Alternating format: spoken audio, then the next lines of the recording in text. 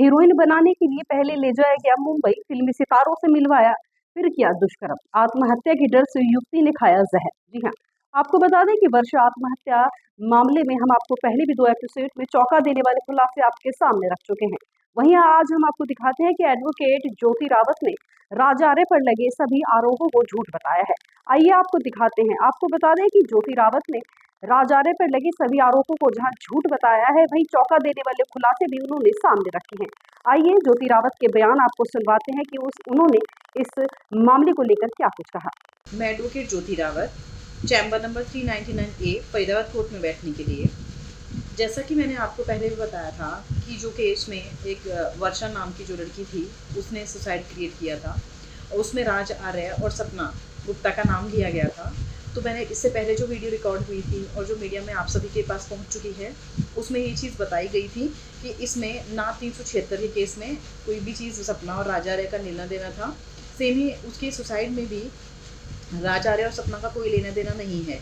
उसके लिए मैं कुछ वीडियोस आपके साथ शेयर करना चाहती हूँ, जिसमें कि वर्षा ने, जो कि अब मृतका है, उसने 17 फरवरी का रेप एक दिखाया था कि मेरे साथ पलवल में 17 फरवरी में रेप हुआ है, जबकि 23, 24, 25 फरवरी 2025 को वो लड़की वर्षा राज आर्य और सपना गुप्ता के घर थी, जिसमें उनके घर का जो CCTV कैमरा है उसकी कुछ रिकॉर्डिंग्स थी और उसके स्नैपचैट की, जो कि वर्षा ने अपने फ़ोन से बनाई थी, उन सभी का रिकॉर्डिंग है।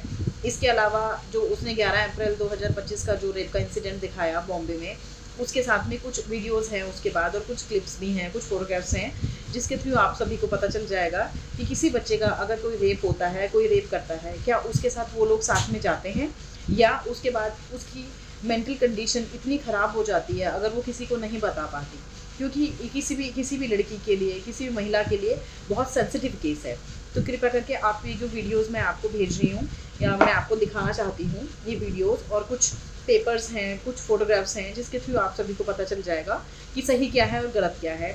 और किसी की भी ज़िंदगी से के साथ खिलवाड़ पैसों के लिए, सिर्फ पैसे कमाने के लिए या पैसे हड़पने के लिए, ये सब चीज़ नहीं होनी चाहिए थी। और मैंने बहुत सारे लोगों के मुंह से ये चीज़ भी सुनी है आज की डेट में कि अरे कोई अपनी ज़िंदगी इस तरीके से नहीं ख़त्म करता। तो अगर 31/5 का जो मिंटकॉला में जो FIR रजिस्टर हुई, अगर देखा जाए तो उस बच्चे ने 1 को क्यों कंप्लेन लगाई?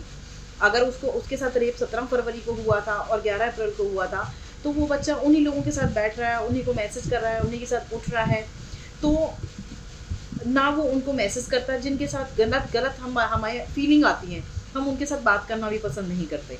तो अगर कोई ऐसी रेप की घटना पहले घटी हुई होती तो वो बच्चा उनके साथ ना रहता। और जब ये पैसे की डिमांड सपना गुप्ता ने, जो उसको 1-1.5 लाख रुपए दे रखा था, उसके लिए 30 तारीख को डिमांड करी थी कि वर्षा वो पेमेंट हमें दे दीजिए, बहुत दिन हो गए हैं। लेकिन शायद वो पेमेंट को लेके या अपने वो जो बॉयफ्रेंड था योगेश, उसकी बहस में, जो मैंने पिछली बार आप सभी को बताया था, उसके रिगार्डिंग अगर जो भी बात थी, तो उसके लिए जो मारपीट गई, उसके बाद एक झूठा केस 376 का रजिस्टर्ड कराया गया। उसके बाद वो बच्चे ने 26 जून को जो कुछ खा के सुसाइड कर लिया था, उसमें भी इनका कोई लेना देना नहीं था, क्योंकि जो 376 का केस था वो बिल्कुल झूठा है। भारत की आवाज इन आरोपों की, इन सबूतों की किस प्रकार से कोई पुष्टि नहीं करता है। अगर दूसरा पक्ष अपना पक्ष रखना चाहता है तो जरूर रख सकता है।